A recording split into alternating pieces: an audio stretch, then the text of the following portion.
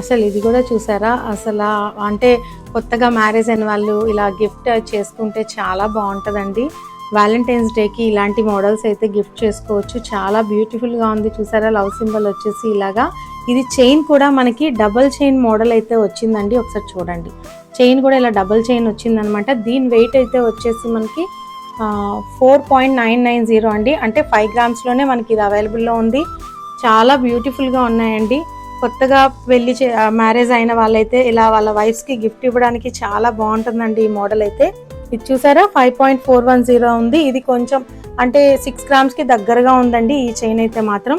అసలు చాలా బాగుంది చూసారా, డబల్ చైన్ వచ్చింది. అసలు ఇంత బ్యూటిఫుల్గా ఉందండి ఇదైతే మాత్రం.